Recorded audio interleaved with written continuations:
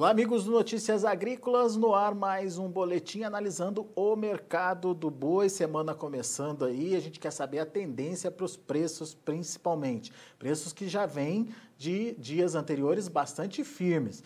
Quem conversa com a gente é o Gustavo Figueiredo, AgroAgility, já está aqui com a gente no telão, direto lá de São José do Rio Preto. Seja bem-vindo, viu, Gustavo? Obrigado pela participação conosco aqui no Notícias Agrícolas. Semana está começando com que cara aí, Gustavo? Qual que é a sua expectativa para as negociações? Alexander, eu que sempre agradeço aí o convite aí e é bom sempre estar junto com vocês. Alexander, a semana começa com o mercado físico muito firme, continua o cenário de baixa oferta e as escalas aí curtas para vários estados, né? Muita gente ainda fazendo dentro da semana e poucos frigoríficos já completando escala, completando não, tentando iniciar a semana que vem. Então é uma escala relativamente curta do que a gente analisou no período do mês de maio, que durante o início do mês a gente tinha escala aí de 20 a 25 dias para frente, e hoje a gente fala de 3 a no máximo 7 dias úteis de escala. Gustavo, e como é que os preços estão diante dessa condição? O mercado físico, Alexander, devido a essa baixa disponibilidade de animal e ainda há uma exportação ainda forte, né, Alexander? A gente exportou aí na última semana, nas 2 primeiras semanas de junho, a gente continua com uma exportação aí de 7 toneladas dia. Isso aí é uma previsão, aí se continuar nesse ritmo, de 140 a 150 toneladas no mês. Então, a exportação continua forte, ela continua sustentando o preço da arroba. E essa baixa oferta de disponibilidade agora no mês de junho, que pode ter sido devido ao período do coronavírus, se a gente analisar março, onde iniciou o lockdown, onde teve uma baixa muito grande no valor da arroba, devido à incerteza, e a permanência dos preços físicos ainda firme, mas o futuro muito em queda e devido à incerteza. Quando tem incerteza, é o que faz o mercado futuro oscilar ou para cima ou para baixo, e quando é incerteza, do jeito que foi em relação ao coronavírus, fez a arroba despencar, né, durante o mês de março. E o mercado físico se sustentou naquele período, entre 190 e 200, muita gente deve ter antecipado o abate nesse período. Então, iniciou o abate aí entre março, abril e maio, né? E junho veio essa escassez aí de oferta, que é um período de safra, onde é o pico da seca, e a gente analisou aí e viu com essa alta da arroba a falta de oferta nesse período e com uma exportação forte, que fez com que a arroba subisse de forma aí, expressiva no mês de junho, né? Saiu de 200 para final de maio para 215 no boi comum agora no mês de junho. Isso aí ela se mantém hoje, Alexandre. O cenário mantém firme. Hoje foi analisado aí negócio realizado no estado do MS de 210, é o primeiro negócio nesse valor para o estado, ainda é uma exceção, ainda não é regra. Mas a média aí, até Goiás também já saiu boi Europa aí de 210. E São Paulo a gente está falando aí uma média entre 210 e 220 com pouco negócio. O 220 no estado de São Paulo aí já foi pontuado nos grupos de pecuária aí na semana passada, né? Quem captou esse negócio aí até para colocar a fonte foi o GPB, né? Lá de Bauru, do Oswaldo Furlan. Porém, ainda é exceção, Alexandre. Não dá para falar que 220 é referência, mas já teve negócio a 220. Já teve negócio de 215 para boi comum. Então, se tem negócio de 215 para boi comum, se a gente colocar aí que existe uma premiação para boi China, já teve negócios mesmo entre 215 e 220, a gente pode considerar que isso aí é fato, que ocorreu. Né? Agora, mas a média ainda, Alexandre, aí a gente pode falar que o volume grosso ainda está entre 210 e 215 ainda como referência para o estado de São Paulo. Tá? Mas podendo, dependendo em relação à oferta e exportação, isso aí, logicamente, aumentar e esse preço de 220 um dia passar a ser referência. Muito bem. Bom, pelo que eu entendi da sua fala, essa firmeza dos preços vem principalmente da oferta que está restrita. Tem aí o apoio da exportação, como você bem colocou, mas em função da falta de animais. E você falou uma coisa muito importante, Gustavo, de junho ter sido, ou ser aí o pior mês em termos de oferta. Isso muda para julho? Esse cenário muda para julho? Alexandre, eu não considero que julho a gente vai ter uma oferta excessiva, né? Até porque esse cenário aí incerto que a gente passou nos últimos meses, de março para cá, muita gente se retraiu em fazer um confinamento, em colocar um animal, até porque a gente não tinha margem nesse período, analisando mercado físico de reposição e analisando o mercado futuro, a gente não tinha margem para fazer um volume muito grande de animais confinados nesse período. E animal de pasto nesse período é muito baixo devido ao que a gente sabe que nós estamos no período de safra, ou seja, seca e a gente não tem condição de pastagem para terminar um animal rápido, né, nessa época do ano, né? A gente pode ter um aumento de oferta de julho para agosto em relação ao que foi junho, que está sendo no momento, analisando agora, com tudo que a gente passou, um buraco de oferta. Sim, a gente pode ter um aumento dessa oferta entre julho e agosto, sim, devido a um pouco de animal confinado que nós vamos ter nesse período.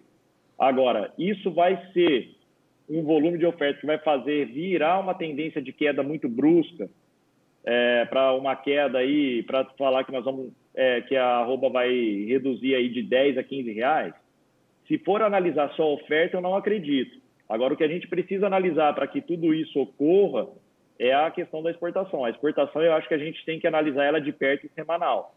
Pois é. É isso que eu acho que vai ser a tendência do boi aí para os próximos dias. Se a gente chegou num patamar onde a gente vai ficar estável, se a gente chegou num patamar onde a gente vai ter uma realizaçãozinha aí de R$5, sair boi de 215 para 210, ou se a gente vai ter uma continuidade dessa alta, né? Eu acho que a exportação é que vai continuar como foi nos últimos meses, dando o ritmo do valor da arroba.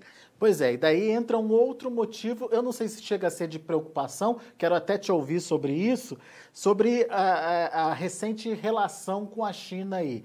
A gente já viu num primeiro momento a China tentando renegociar os contratos e agora mais recentemente a China pedindo um cuidado maior, principalmente para o governo brasileiro, em relação à contaminação pelo coronavírus. Eles não querem que se repita o que aconteceu, por exemplo, com uma técnica segunda onda que começou a aparecer lá na China em função de uma contaminação que teria sido detectada em salmão. Agora, Gustavo, o que isso traz de implicação direta para as nossas exportações para a China? Qual é a sua análise, qual que é a sua avaliação desse impacto, já que o próprio governo confirmou que realmente a China pediu aí maior atenção nesse protocolo de exportação? Alexander, o que eu vejo das plantas exportadoras brasileiras, apesar de considerar sempre o Brasil atrasado, a gente, como Brasil, como planta exportadora, a gente sempre foi muito avançado nesse ponto, como a gente colocou, devido às exigências que eles sempre trouxeram para a gente passar a ser um dos maiores exportadores do mundo, né? Então, eu acho que a planta brasileira, as plantas frigoríficas brasileiras, nesse ponto, elas estão muito aptas a cumprirem todas as exigências impostas por qualquer país que seja. Esse é o primeiro ponto. Então, agora, tem a incerteza, tem a exigência deles, e aí basta a gente cumprir para que tudo isso ocorra, e eu acho que isso aí a gente não vai deixar de cumprir. Então, eu não vejo isso como um grande ponto que vai fazer a nossa arroba virar a tendência de queda por causa desse ponto somente. Uhum. Agora, mas, o que a gente não... Na verdade, eu queria entender o seguinte, pode até não ser um limitador no aspecto sanitário, mas isso pode ser uma carta na manga para renegociação de valores, Gustavo? Então, Alexandre, é isso que eu ia pontuar. A gente tem dois pontos. O primeiro é questão de higiene das plantas frigoríficas. Esse ponto aí eu sou extremamente tranquilo em dizer que a gente faz o serviço bem feito e a gente cumpre tudo que for colocado para a gente, sempre cumpriu. Devido a essas exigências passadas, a gente consegue demandar tudo isso aí sem problema nenhum. Agora, o problema maior nosso, né, da cadeia pecuária hoje, é que a gente depende exclusivamente, não exclusivamente, mas a grande porcentagem nossa que está sendo exportada é devido ao mercado chinês. Então, a gente tem uma dependência deles, sim. Qualquer rumo que eles tomarem de aumentar volume ou reduzir volume, a gente tem um impacto sobre o valor da arroba no primeiro momento e rápido, não é uma coisa de médio e longo prazo, né? Se eles aumentam o volume, a gente tem necessariamente um aumento do valor da arroba no primeiro momento, é um impacto imediato, vamos dizer assim. E o contrário também é verdadeiro.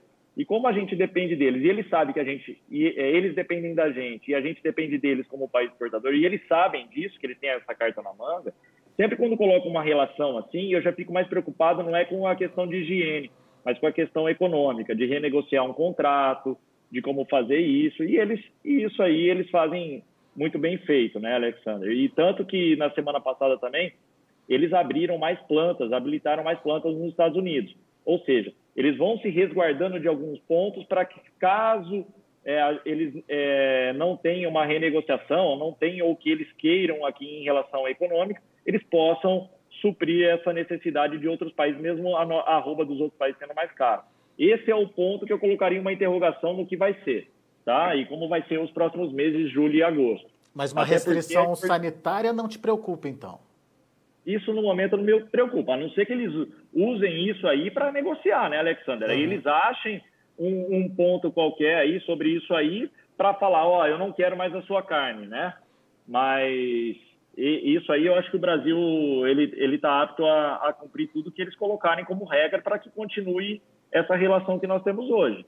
A não ser mesmo se eles falam assim, ó, nós vamos aí negociar, nós queremos uma arroba mais barata e não conseguir, aí eles invertem a situação, né, Alexandre? Colocando alguma restrição dessa daí como fator principal para não comprar a nossa carne, tá? Mas eu não acho que a gente não tem capacidade de cumprir o que eles pedem, isso eu não acho. Muito bem. Agora, a gente tem que ficar sempre com a orelha em pé, porque negociando com esses países e a gente sendo dependente deles, e eles nossos automaticamente, mas se eles pararem aí 15, 20 dias sem comprar por causa de alguma coisa que gera, só de gerar incerteza, né? O mercado futuro cai, gera uma incerteza no mercado físico, o mercado frigorífico vai usar isso aí para tentar renegociar os preços, não do que já foi negociado, mas tentar comprar um gado mais barato, né? Então começa uma redução já de preço no valor da arroba no mercado físico mesmo, e aí inverte todo esse cenário que a gente vem de firmeza aí até então.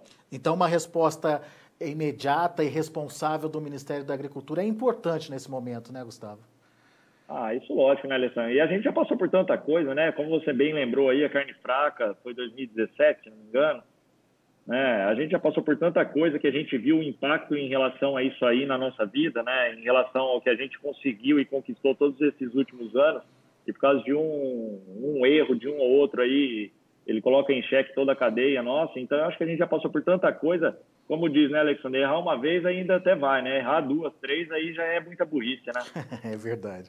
Ô, Gustavo, um ponto que me chamou a atenção na sua fala foi dessa abertura de novas plantas lá nos Estados Unidos. O perfil da exportação americana é parecido com o nosso? Ou seja, uma carne substitui a outra? Alexandre, lá ele tem um padrão de qualidade muito superior à nossa, né? A gente exporta ainda, querendo ou não, commodity, mas a gente, como diz, o que eles levam nosso e o que eles precisam da gente é esse tipo de carne que eles pedem. A única coisa que eles classificam nossa é a idade, né? Se não me engano, e um pouquinho menos de gordura.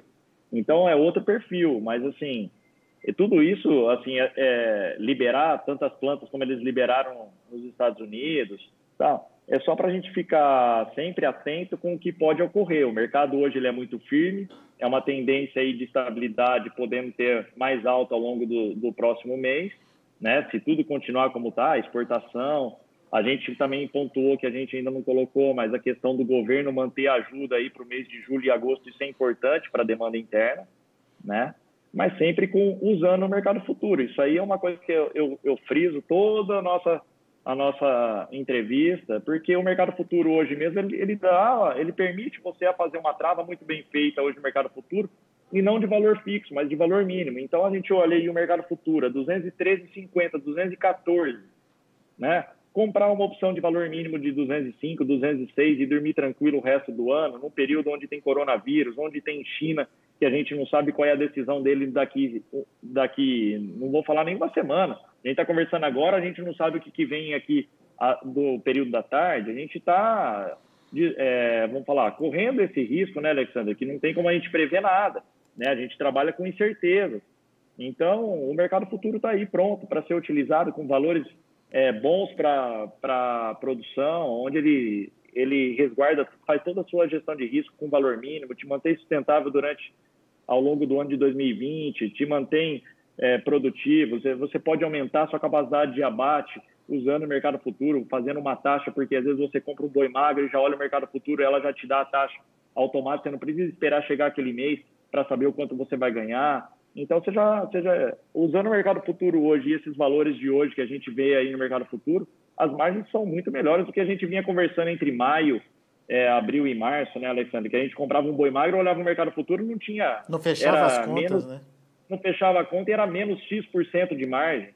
E agora, no momento que nós estamos, já não. Ele já te resguarda no 0 a 0, já te resguarda no mais 5%, ou mais 10%. E se o mercado explodir, é sempre ir somando a essa porcentagem, né, Alexandre? É isso aí. Então, Boa estamos aí dica. prontos para mexer com isso aí. Eu acho que a maioria dos pecuaristas tinha que estar um pouco mais atento, pelo menos olhando um pouco mais esse tipo de negócio aí, porque o nosso mercado é muito pequeno ainda. Uhum. Boa dica sua, Gustavo, mas eu queria entender um pouquinho melhor sobre o mercado interno. Você disse aí que o mercado externo, as exportações são fundamentais para dar rumo, né, para os preços, ou para alto ou para baixo, dependendo, claro, do ritmo das exportações, mas e o mercado interno? Você lembrou aí do pagamento, do prolongamento aí da ajuda do governo aí por mais 2 meses. Tá certo que não são mais R$ 600, me parece que estão fechando aí um acordo nos R$ 300. Ainda assim, vai ser suficiente para manter uma demanda interna sob controle, sem pressão? Por enquanto, sim, Alexandre. Por enquanto, sim. Eu acho que ela mantém, assim, logicamente que nós não estamos com a mesma demanda interna que a gente estava em fevereiro e com tendência para março, né? Uhum. Com esse impacto que a gente teve uma redução do mercado interno e por isso eu pontuei que foi a exportação que deu toda a sustentação para o valor da arroba. E agora, somado a essa exportação, a mantença do mercado interno num patamar mais baixo, mas com uma falta de oferta, fez o boi ainda subir ainda mais do que a gente vinha negociando.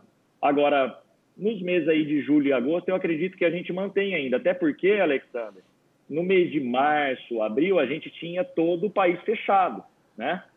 Agora, nós temos uma ajuda do governo ainda, que ela prolongou, e mais a reabertura do comércio. Ou seja, existe uma demanda também aí que vai existir devido a essa reabertura. Tá. Eu não acredito que a gente volte nos patamares originais que a gente tinha de início de ano, mas ela melhora, né? Agora, qual vai ser o impacto disso pós a finalização de ajuda de governo, as empresas voltando ao dia a dia e não tendo aquela mesma demanda que existia pré-Covid?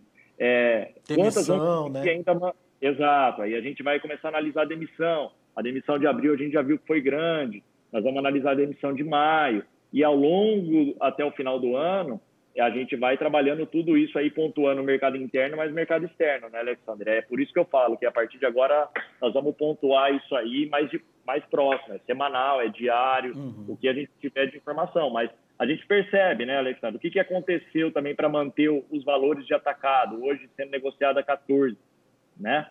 Que a gente colocou, 14 é uma arroba aí de entre 210 e 215 facilmente, né? O próprio mercado interno está se pagando esse valor da arroba negociada hoje, né?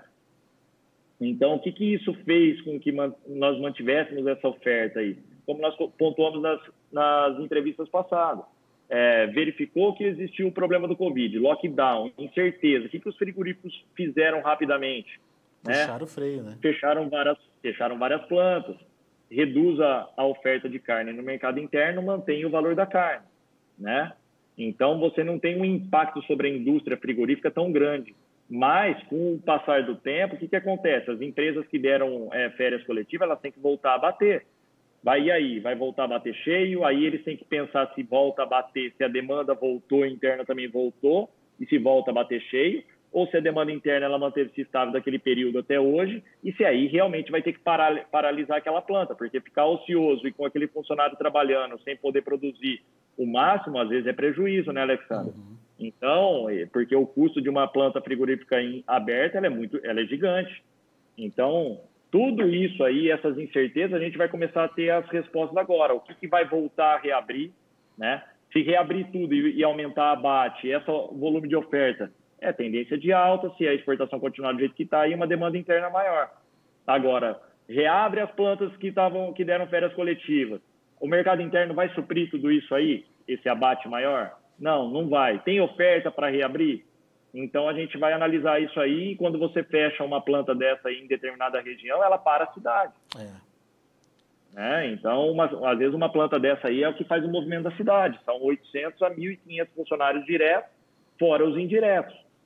né? E existe muita cidade desse jeito. Então, a partir de agora, a gente vai começar a analisar isso. Mas, em relação a mercado interno, Alexander, ela é um cenário diferente da exportação que a gente viu até agora.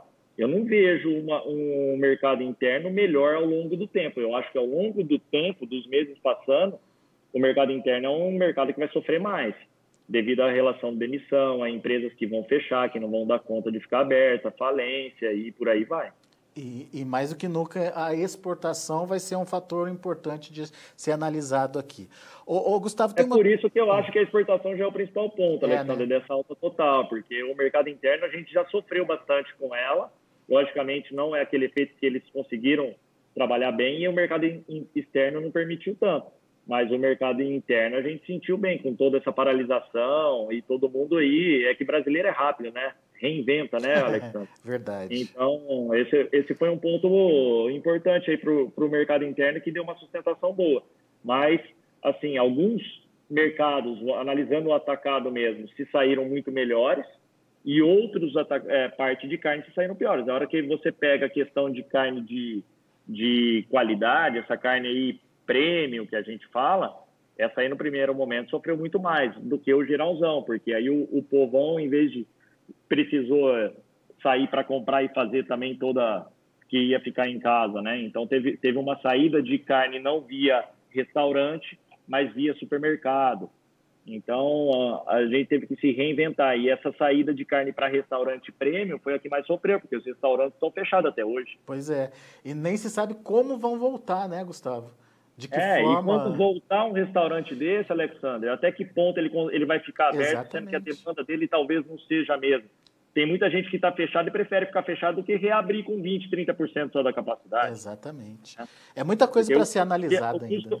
O custo aberto é muito maior do que o custo fechado. Né?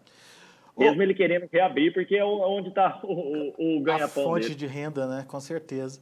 Gustavo, só para a gente encerrar, tem uma pergunta do Cláudio de Zic, ele é de São Paulo, ele pergunta para você o preço da arroba da vaca em São Paulo. Você tem esse preço fácil aí? Alexander, se a gente falar de novilha, ele é praticamente quase o mesmo preço de boi, tá? Saindo aí até 210. Vaca, geralmente, ele está saindo de R$10 abaixo aí do valor do boi, até R$15, dependendo aí de idade, tudo isso aí, né? Depende do qual é o padrão que ele está falando, de uma vaca velha, mas uma vaca bem acabada, com um peso acima de 12, 13, 14 arrobas aí, ela chega aí de R$5 a R$10 abaixo do valor do boi. Já está na casa dos 200 também, então. Exatamente, casa de 200 aí facilmente dentro de São Paulo para um gado de qualidade, mesmo sendo vaca, né? Porque tem vacas e vacas, e dependendo da idade, aí eles tiram um prêmio maior sobre isso. Uhum. Legal. Respondido, então, Cláudio Dizic, obrigado pela participação aqui conosco e aproveito para agradecer também ao Gustavo Figueiredo pela participação. Volte sempre, meu caro. Eu que agradeço sempre pelo convite, Alexander. Um abração, boa tarde para você. Grande abraço para você, até a próxima. O Gustavo é da AgroAgility, portanto, analisando os cenários possíveis aí para os preços, analisando o mercado interno, a questão da oferta, a questão das exportações e essa novidade aí da exigência chinesa em relação à comprovação de que não estaria recebendo carne de plantas com funcionários contaminados pelo coronavírus. Isso aí vai dar ainda um certo pano para manga aí para se resolver principalmente, mas aparentemente o Ministério já está tomando as medidas necessárias e respondendo pelo menos as principais dúvidas demandadas dos chineses e vamos ver aí como vai se comportar a exportação, principalmente daqui para frente. Mas como o Gustavo disse, talvez não seja um problema sanitário a grande preocupação, mas talvez aí seja o gatilho para uma tentativa de renegociação de preço, uma tentativa aí para pressionar as cotações da arroba. Vamos ficar atento. Muito bem, vamos aos preços, vamos ver como estão as negociações lá na B3, Mercado Futuro, você acompanha comigo na tela. O junho, R$ 213,75, caindo 0,28%. O julho, R$ 213,50, queda de 0,23%. E o outubro, R$ 212,95, caindo 0,49%, uma queda um pouquinho mais forte aí para outubro. O boi gordo pelo indicador medido pelo CPEA, fechou a última sexta-feira a R$ 210,40, com queda de 0,92%. R$ 210,40 é o indicador referente à última sexta-feira. Logo mais, a partir das 6 da tarde, tem a atualização do indicador e assim que o CPEA atualiza lá no site deles, você também tem esse valor atualizado aqui no Notícias Agrícolas. Continue com a gente, daqui a pouco tem mais informações e outros destaques.